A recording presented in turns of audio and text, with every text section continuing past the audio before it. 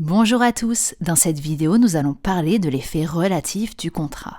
Nous l'avons vu, un contrat est valablement conclu par l'échange de consentement, l'accord de volonté entre deux parties. En conséquence, et en accord avec l'adage pacta sunt servanda, les pactes doivent être respectés, le contrat dispose d'une force obligatoire, confirmée par l'article 1103 du Code civil. Cet article dispose ainsi que les contrats légalement formés tiennent lieu de loi à ceux qui les ont faits. Attention, le contrat ne sera pas au-dessus des lois en vigueur, ce n'est pas ce que nous dit cet article, mais son exécution devient obligatoire pour les parties. Comme les parties doivent respecter la loi, c'est le même concept. Mais qu'en est-il des tiers ? Les tiers doivent-ils respecter les contrats auxquels ils sont étrangers, puisqu'ils sont tiers, comme si ces contrats étaient des lois ? La notion clé ici, c'est l'effet relatif du contrat.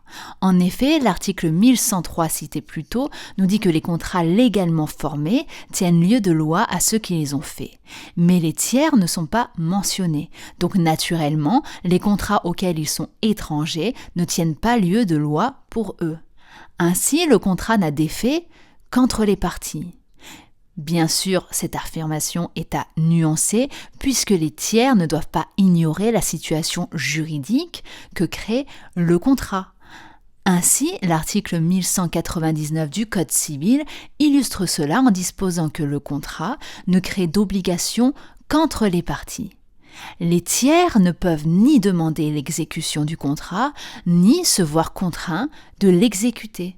C'est là l'effet relatif du contrat. Les obligations n'obligent que les parties sont les seules à pouvoir demander l'exécution du contrat ou agir en responsabilité contractuelle, mais la situation juridique issue du contrat n'est pas à ignorer pour autant par les tiers. Le contrat leur est opposable. Prenons l'exemple de la vente de votre maison. Vous vendez votre maison à votre concontractant. Votre mère, tiers au contrat de vente, ne pourra pas débarquer chez votre acheteur dans votre ancienne maison afin de passer le week-end car pour elle, vous êtes toujours le propriétaire de la maison. Elle doit respecter la situation juridique créée par le contrat et donc le transfert de propriété. Prenons également l'exemple d'une entreprise, donc une personne morale, disposant de la capacité pour contracter, pour agir en justice, etc. Le contrat qui lie la société à son co-contractant ne lie pas le dirigeant de la société. En effet, dans le cadre de ce contrat, le dirigeant peut représenter la personne morale, puisque la personne morale n'étant pas une personne physique, elle n'a pas de voix à elle-même pour exprimer son consentement ou de main pour signer le contrat. Cependant, sauf volonté contraire exprimée expressément, le dirigeant ne se trouve pas personnellement lié par le contrat qu'il a signé pour la société. De même, dans le cas de plusieurs personnes morales, donc par exemple plusieurs sociétés appartenant au même groupe, sauf volonté contraire de toutes les sociétés et conclusion du coup d'un contrat en conséquence, la société d'un groupe qui s'engage dans un contrat n'engage pas automatiquement les autres sociétés de ce même groupe dans ce contrat. Vous voyez donc que l'effet relatif s'applique à tous les tiers, qu'ils soient personnes physiques ou personne morale. Également, chaque contrat est autonome. Si les parties ont signé plusieurs contrats différents entre elles, l'inexécution de l'un de ces contrats n'entraîne pas automatiquement l'inexécution d'un autre. Chaque opération contractuelle et cloisonnée est autonome, sauf volonté contraire bien sûr, même si les parties à ces différents contrats sont exactement les mêmes. Revenons un temps sur l'opposabilité du contrat au tiers que nous avons évoqué et illustré précédemment, mais qui mérite tout de même son propre développement. Les tiers, nous l'avons démontré, ne sont ni créanciers ni débiteurs du contrat auquel ils sont justement tiers.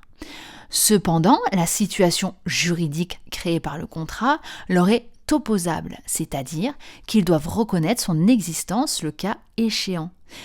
Ainsi, l'article 1200 du Code civil nous confirme que les tiers doivent respecter la situation juridique créée par le contrat.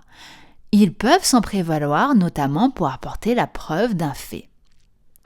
Ainsi, le contrat, en dépit de l'effet relatif, est opposable au tiers, mais également par ceci, puisque cet article nous dit que les tiers peuvent se prévaloir du contrat afin d'apporter la preuve d'un fait. De plus, les tiers ne peuvent pas et ne doivent pas faire obstacle à l'exécution du contrat, au risque de voir leur responsabilité extra-contractuelle engagée, extra-contractuelle ou délictuelle de son ancien nom, car on le rappelle, il est tiers au contrat en question. Vous le verrez plus tard dans votre cursus, certaines atténuations de l'effet relatif peuvent avoir lieu, mais elles sont très encadrées, notamment dans le cadre de l'action oblique et de l'action polienne. Ce sont des actions au profit des créanciers. Ainsi, et à titre d'information uniquement, l'action oblique est définie en ces termes par l'article 1341-1 du Code civil, lorsque la carence du débiteur dans l'exercice de ses droits et actions à caractère patrimonial compromet les droits de son créancier, celui-ci, donc le créancier, peut les exercer pour le compte de son débiteur, à l'exception de ceux qui sont exclusivement rattachés à sa personne. Ce serait par exemple le cas lorsque le débiteur insolvable n'exerce pas ses droits dont il dispose à l'égard de ses propres débiteurs. Il ne réclame pas l'argent qu'on lui doit, par exemple, et qu'il doit lui-même à un autre créancier. Cet autre créancier pourra alors exercer l'action oblique.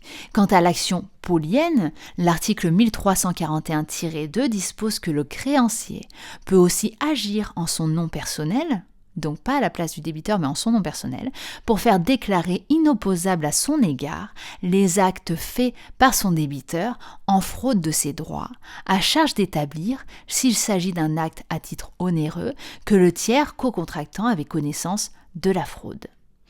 Ces deux actions-là, l'action oblique et l'action polienne, ce sont des gros morceaux qui devront faire l'objet de leur propre vidéo en détail.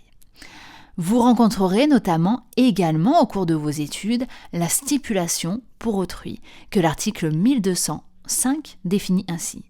L'un des contractants, le stipulant, peut faire promettre à l'autre, le promettant, d'accomplir une prestation au profit d'un tiers, le bénéficiaire.